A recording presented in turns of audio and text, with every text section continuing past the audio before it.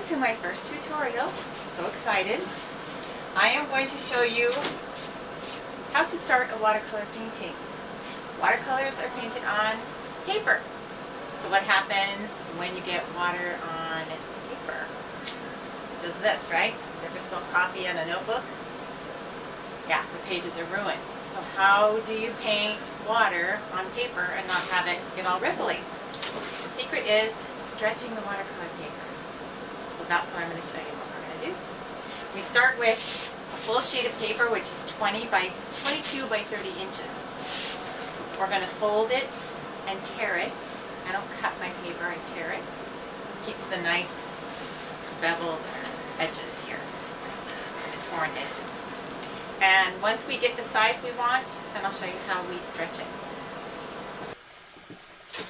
Okay, so we're going to start by folding it in half.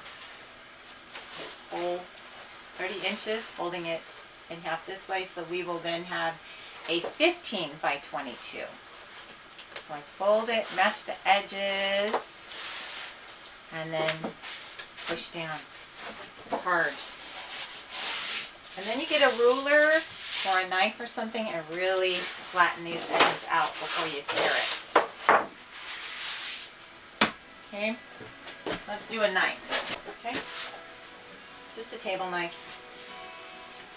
Flatten it out. Get a nice crease on both sides.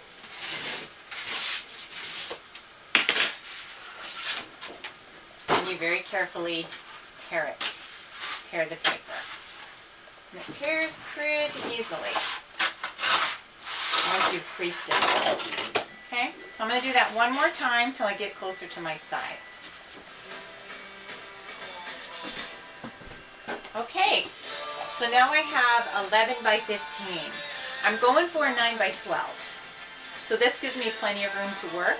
After I stretch it, staple it, and tape it, it'll give me plenty of room for my 9 by 12. Okay, so next, now that we have the size we want, now we're going to stretch the paper. And I'll show you how we do that.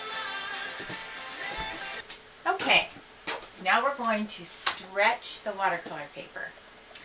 So before we start, we have to make sure our sink is clean, no oils at all. You get oil on the watercolor paper, it messes it up. The watercolors will not adhere to the paper when you're painting. You want to make sure you have your masking tape and a stapler with lots of staples. The worst thing is to get it wet and get in the middle of this and run out of staples, and then you're running for staples and your paper is getting more and more warped. Okay, so let's start. Cold water.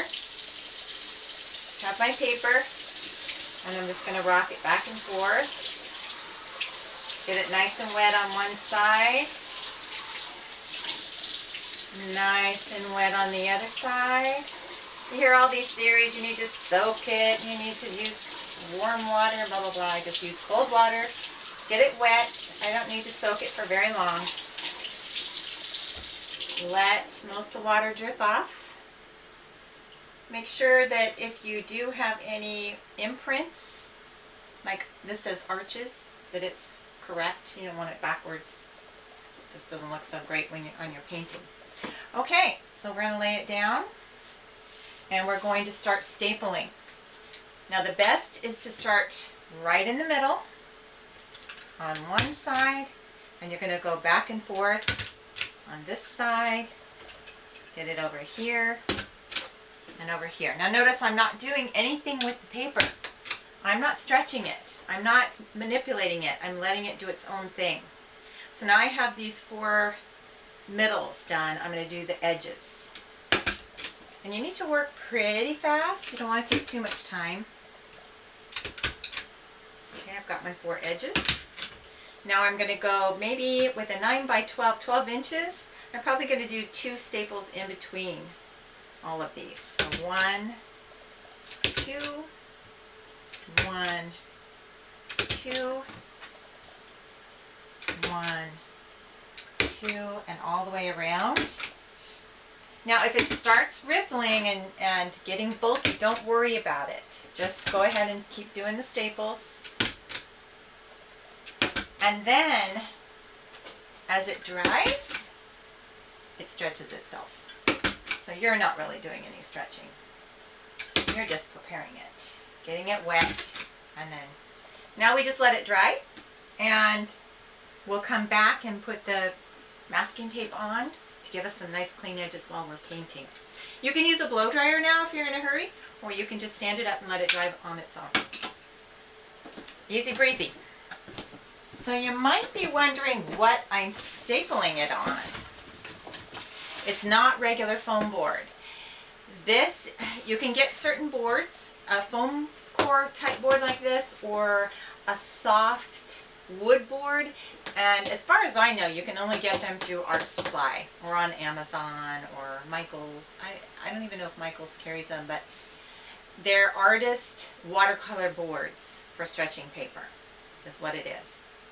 Can't use plywood. I've tried that. It's too stiff. You can't get the staples in it.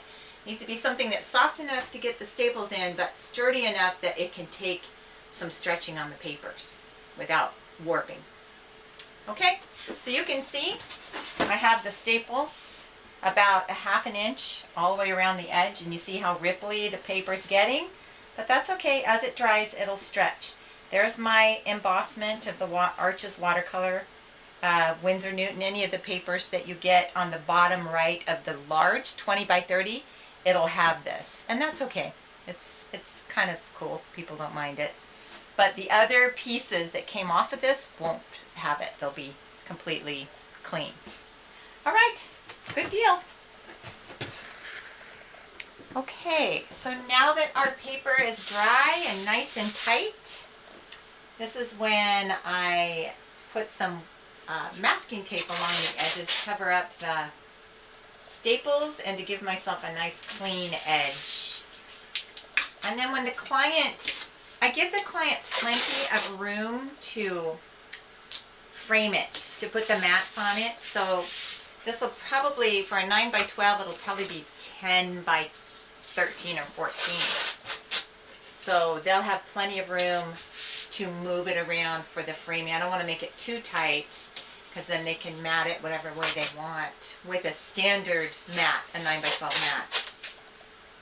But I make sure that I don't put anything important on the edges. You want to make sure that they can crop out the edges. You don't want to put something on the edge that's going to be cropped out. So your main painting will be here, and then it'll go off on the edges so they can move the mat around whichever way they want to fit in the frame. Okay, we're set.